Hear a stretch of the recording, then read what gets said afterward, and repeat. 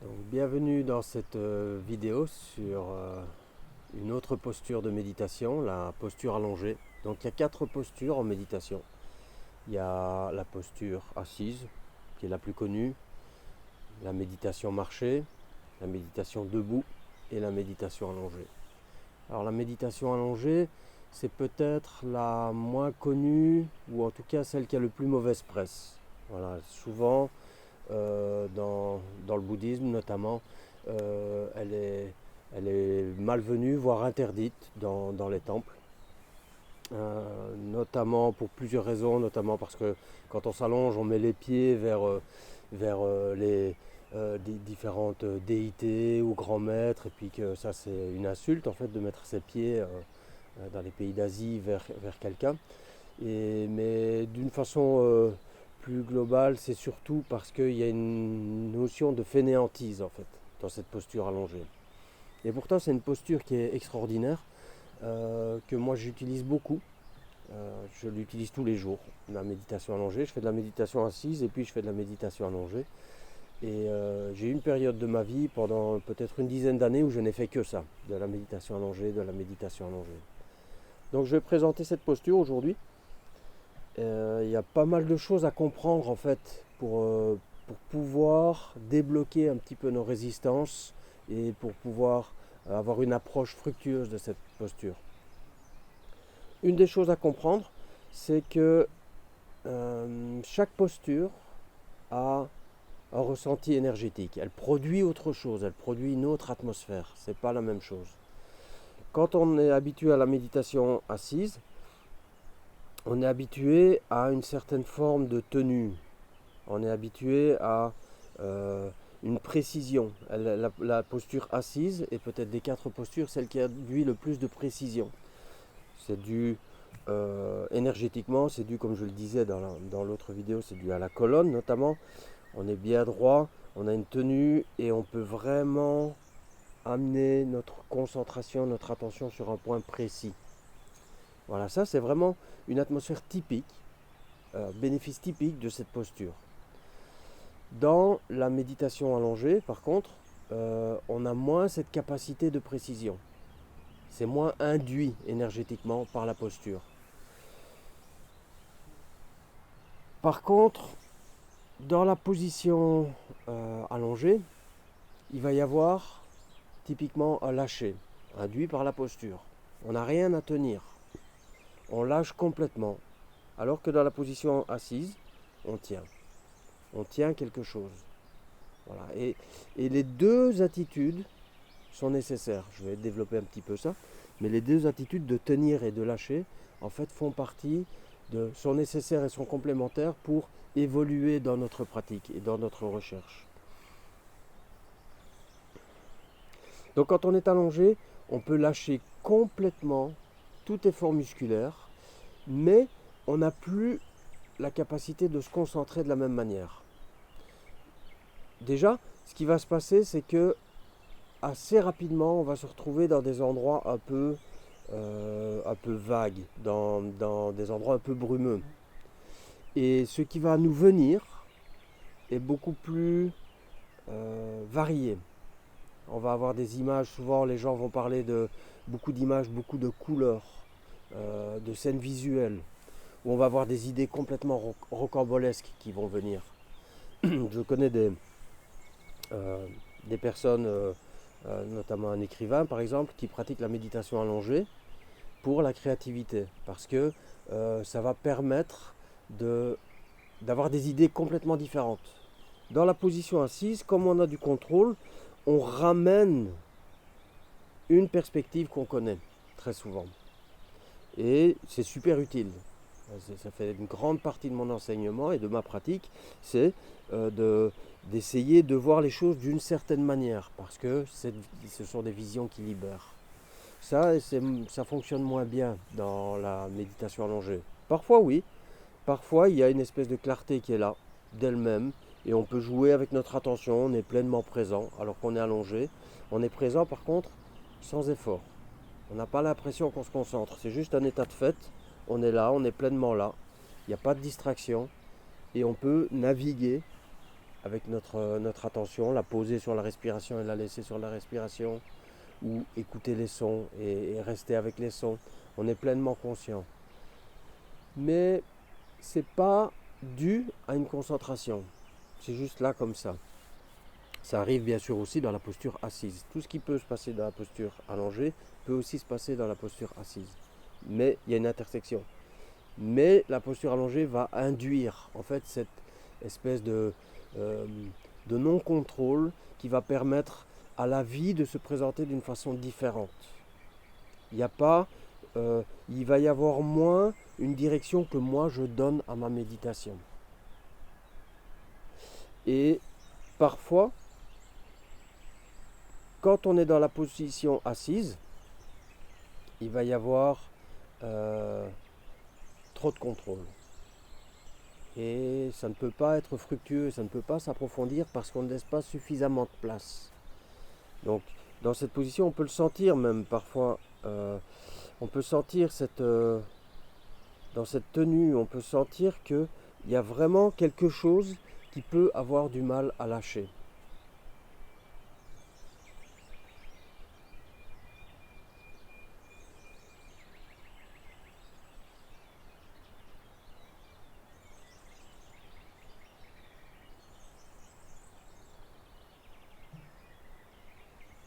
Donc dans la posture allongée, je disais, il va y avoir cette atmosphère plus brumeuse qui va s'installer. Et dans cette atmosphère plus brumeuse, il va y avoir des images, il va y avoir des pensées, il va y avoir des moments de sommeil, et puis on va ressortir du sommeil. En fait, on va peu à peu, ou parfois, se retrouver dans des états de conscience qui sont tellement proches du sommeil, c'est comme s'il y a une partie de nous-mêmes qui dormait, mais il y a une partie qui est éveillée. Donc, par exemple, on va se retrouver, quand la méditation s'arrête, on va se rendre compte qu'on n'était pas conscient, on n'était pas présent à la manière dont on l'entend quand on est assis et qu'on est pleinement je suis conscient et je sais que je suis conscient, je médite et je sais que je médite. Non, on était dans un autre état dans lequel c'était pas du sommeil, on n'était pas du tout distrait, mais on n'était pas non plus conscient de nous-mêmes. Un état, par exemple, moi ce qui m'arrive souvent, c'est quand je médite allongé et que ma femme se lève, eh bien, quand je sors de ma méditation, je sais qu'elle s'est levée, je sais qu'elle est passée, je sais qu'elle est passée dans la pièce, mais je ne sais pas comment je le sais. Et quand je sors de cette méditation-là, j'ai pas l'impression que je me réveille. C'est pas comme si je dormais, mais j'étais pas non plus pleinement conscient. C'est un autre état. C'est un état dans lequel il n'y a pas le témoin. Je ne suis pas le témoin de mon expérience. Et le témoin, c'est très important en méditation, on le pratique beaucoup, le fait de prendre un pas de recul et d'observer notre expérience, mais ça reste duel. Il y a un jeu qui est témoin d'une expérience. Il y a sujet-objet. Ici, cet état dont je parle, cet état un peu flou, un peu vague, il n'y a plus cette sensation de jeu, mais il reste une conscience.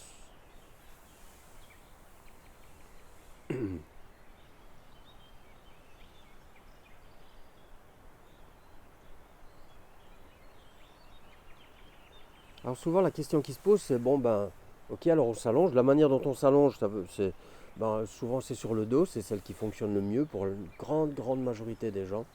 C'est sur le dos, il faut se mettre dans une posture dans laquelle on n'a pas d'effort musculaire, c'est-à-dire pas les genoux repliés par exemple, sinon on va devoir tenir les genoux pour pas qu'ils partent à gauche ou à droite. On peut glisser une couverture roulée ou des coussins sous les genoux pour relever un peu les genoux. Voilà, pour que les jambes soient posées sur les coussins, de manière à ce que le dos se mette à plat, surtout si on a des problèmes de dos. Et c'est super important d'avoir un bon matelas.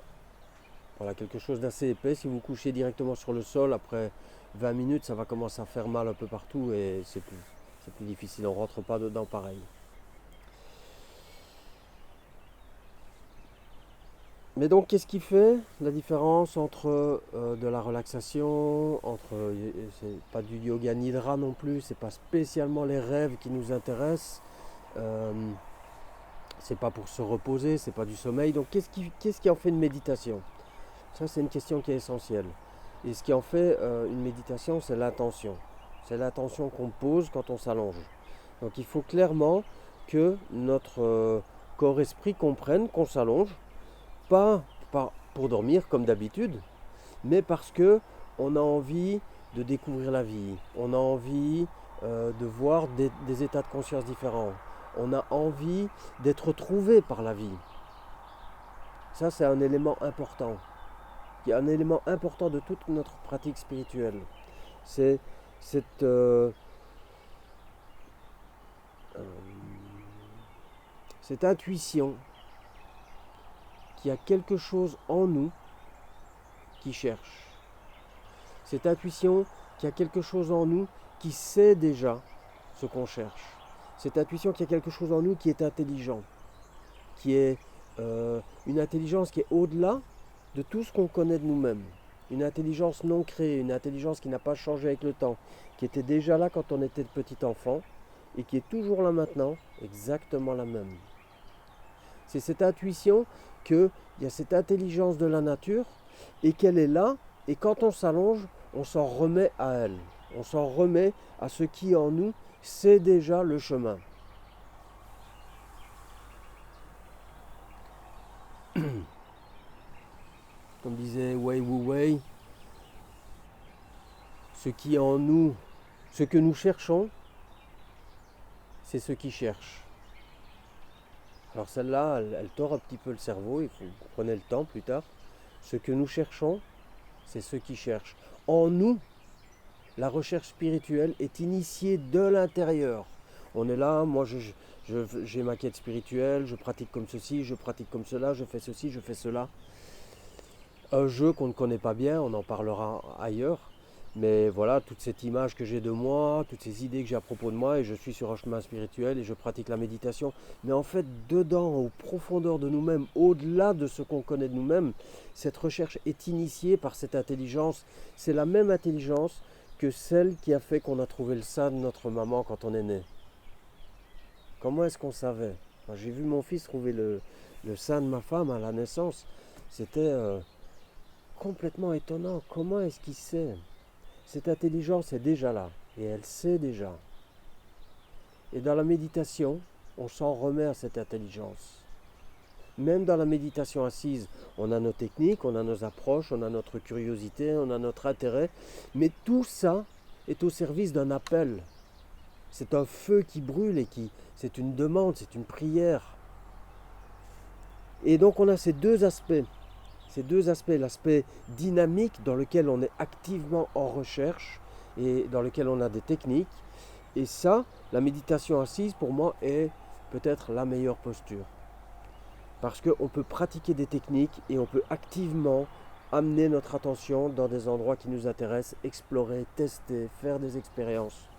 Et dans la méditation allongée, eh ben, on s'offre, on s'ouvre, on est ouvert à recevoir avec confiance. On sait, ce n'est possible que quand on sait vraiment que dedans, au-delà de ce qu'on connaît de nous-mêmes, il y a cette intelligence de la vie qui est là, qui sait ce qu'il faut, qui sait les chemins déjà. Et on s'en remet à elle. Et quand on s'allonge, on essaye de revenir à ce savoir, à cette intuition. On essaie de la réactiver. C'est un appel, c'est une ouverture, c'est une prière. Et puis après on laisse faire. Ça va être peut-être des pensées, ça va être peut-être du sommeil. C'est pas un problème de s'endormir. Il se passe beaucoup de choses dans le sommeil. On n'est juste pas conscient. Pourquoi est-ce qu'on veut toujours être conscient? Est-ce qu'il n'y a pas là aussi est-ce que ça ne peut pas être aussi quelque chose d'égoïste, de l'ego, qui veut être en contrôle, de vouloir tout le temps être conscient dans la méditation? Vous voyez, donc c'est contradictoire il y a ce genre de contradictions, on les trouve tout le temps dans la spiritualité. Oui, c'est nécessaire d'être conscient, la pleine conscience. Sans ça, il n'y aura pas d'évolution. Mais ce n'est pas le tout. il y a aussi des moments d'abandon complet, de confiance, dans laquelle on n'est pas obligé d'être tout le temps pleinement conscient. Et dans le sommeil, il se passe énormément de choses qui dépendent de notre intention. Par exemple, un exemple qui me revient tout le temps parce que je le trouve flagrant, c'est si j'ai quelque chose de très important à faire et que je dois m'éveiller et que je n'ai pas confiance dans mon réveil. Je pense qu'il se pourrait que mon réveil ne sonne pas et je dois me lever à 4 heures du matin parce que j'ai un avion à prendre. Eh bien, plusieurs fois dans la nuit, je vais me réveiller et regarder la montre. Ah, ça va. Comment ça se fait que je me réveille? Parce que j'étais pas conscient pour me dire, il faut que je me réveille et que je regarde la montre. Mais parce que c'est important pour moi, du coup, dans mon sommeil, ça travaille. J'en suis pas conscient, mais ça ne veut pas dire qu'il ne se passe rien. Il se passe quelque chose. Et dans la méditation allongée, c'est ça, on s'en remet à ce qui en nous travaille. Pourquoi est-ce qu'on médite? Qu'est-ce qu'on cherche? Qu'est-ce qui en nous travaille? Il y a quelque chose dans nos profondeurs. On s'en remet à cette intelligence, à cette recherche, à ceux qui cherchent en nous. On s'ouvre, on s'abandonne. Mais c'est notre attention. Et cette attention-là, on l'établit clairement quand on s'allonge. C'est pas facile. Il faut trouver chacun ses mots. Il faut savoir pourquoi on médite. Il faut savoir qu'est-ce qui vraiment nous bouge. Qu'est-ce qui au fond, qu'est-ce qui est le plus précieux, le plus important pour nous. Certains vont utiliser des images, certains vont utiliser Dieu, le divin, la source ultime, l'esprit originel. Chacun va avoir sa mythologie. Mais il faut rappeler nos images, il faut rappeler nos impressions profondes, il faut rappeler nos aspirations. Et que ça soit clair que c'est une ouverture et un appel à cette intelligence, à la nature elle-même, appelez-la comme vous voulez. C'est ça qui fait que ça ne sera pas juste pour se reposer. Parce que le corps-esprit va comprendre, cet appel sera entendu de l'intérieur. Ce n'est pas juste de la relaxation. Après, s'il y a de la relaxation, il y a du repos, ma foi, même s'il n'y a que du vrai repos, souvent c'est vraiment de ce dont on manque. Et on est comme les petits enfants. Quand on manque de repos, plus rien n'a de sens, tout est compliqué, on crée des problèmes partout. Des adultes, c'est pareil que les enfants. Et donc déjà, ne serait-ce que le repos, ça nous permettrait de voir plus clair. Mais ce ne sera pas que du repos, même si on s'endort. Quelque chose à l'intérieur travaille.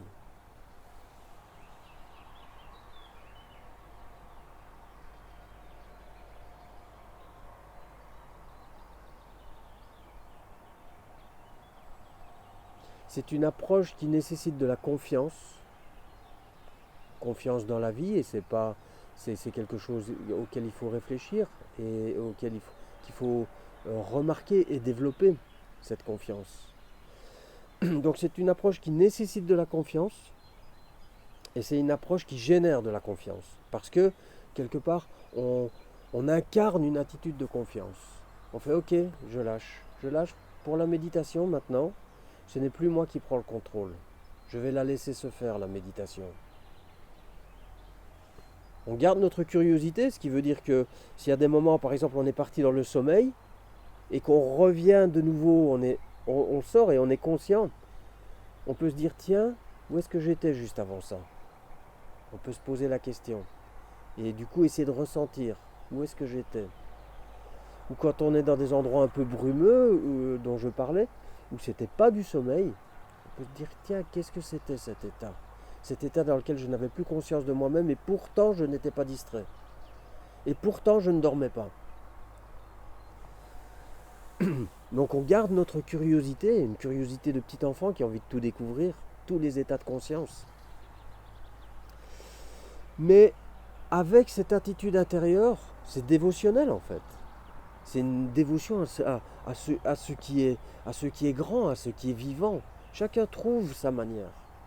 Mais on garde notre curiosité, on garde notre recherche active, mais en même temps, on s'en remet. Les résultats ne dépendent pas de nous. Et parfois, une méditation allongée, il va y avoir plein de pensées et que des pensées. Et comme on n'est pas dans une attitude de contrôle, c'est très difficile de s'en défaire. il va y avoir des moments où ça va être, comme je le disais, du sommeil, il va y avoir des moments peut-être de grande agitation. C'est une méditation, on croit qu'elle est facile, pas forcément. Il y a des choses en nous qui résistent au non-faire. Parce que là, vraiment, on n'est plus actif, on ne fait plus rien. Et c'est pas facile. Et donc, il peut y avoir le corps qui rentre en résistance. Souvent, les jambes qui bougent, c'est presque intenable. On a besoin de se lever. C'est très difficile de rester dans cette posture, parfois. Parfois, quelque chose en nous résiste.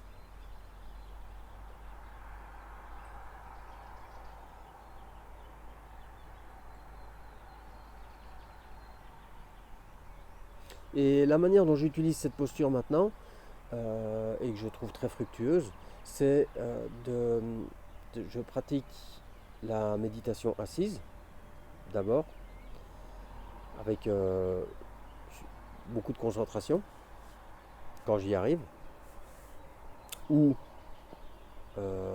moins de concentration, mais quand même une présence, et une recherche de présence. Et puis après un certain temps, je m'allonge, dans la foulée, hop, je m'allonge, et là je lâche. Et je trouve c'est très fructueux, ça génère moins de connaissances que la méditation assise. On va moins connaître, on va avoir moins de compréhension peut-être, mais ça génère beaucoup plus de spontanéité. Après, je parle dans le quotidien. Beaucoup plus de spontanéité. Dans la méditation aussi d'ailleurs. Il va y avoir, si par exemple on fait la méditation de méta, donc des visualisations de bienveillance, j'en parlerai dans d'autres vidéos, il va y avoir subitement, d'habitude quand on fait la méta assis, on a un peu toujours les mêmes personnes ou les mêmes systèmes. Et là, hop, la méta, elle se fait très différemment parce qu'on est moins en contrôle. Donc, je pratique assis d'abord, et puis après ça, je m'allonge et je laisse venir. Et je trouve que cette combinaison de contrôle et de lâcher est très fructueuse. Dans mon quotidien, je sens l'impact des deux.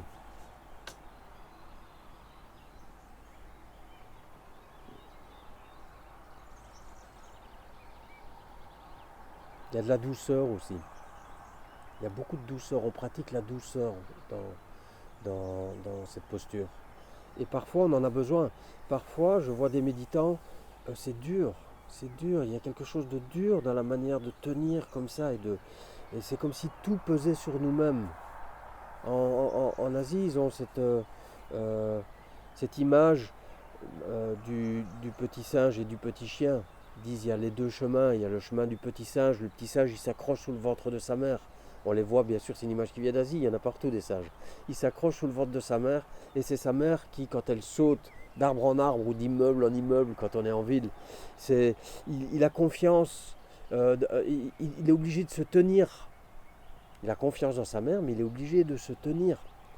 S'il se lâche, il tombe. Ça, c'est les pratiques de concentration. Dès qu'on perd notre concentration, on est en dehors de la méditation. Par contre, il y a l'image du petit chien. Le petit chien, c'est sa mère qui le promène, elle le prend par la peau du cou et lui, il est tout détendu. Il ne fait aucun effort et c'est sa mère qui le promène. Et ça, c'est les pratiques dévotionnelles. C'est les pratiques dans lesquelles on développe et on a confiance dans quelque chose de beaucoup plus grand qui est en nous et au-delà de nous-mêmes à la fois. Et on s'en remet à ça. Dans la position assise, il y a besoin de ça aussi. Sinon, il y a beaucoup trop de dureté. Beaucoup trop d'investissement dans moi, je vais faire ma méditation.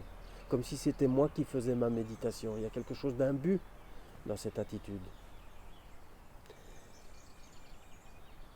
Il y a besoin d'un bon mix des deux attitudes de l'esprit. On parle de deux positions, mais on parle aussi de deux attitudes de l'esprit.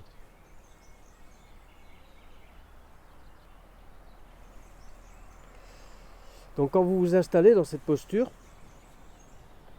il est à mon sens important de commencer par de la concentration, parce que je trouve que ça aide, dans mon expérience, ça aide le corps-esprit à comprendre pourquoi je m'allonge. Parce que ça, c'est très important. Je parlais de l'attention. L'attention est super importante parce que c'est elle qui nous rappelle, c'est elle qui travaille. Et donc, euh, c'est important que l'attention soit bien posée, donc qu'on essaye de réveiller le feu et la passion pour notre recherche spirituelle autant que possible. Et c'est important aussi de se concentrer parce que ça installe une atmosphère. Ça installe une atmosphère qui fait comprendre au corps-esprit pourquoi on est allongé. Pour qu'ils comprennent que c'est pas comme d'hab, pour dormir ou pour se reposer un petit coup.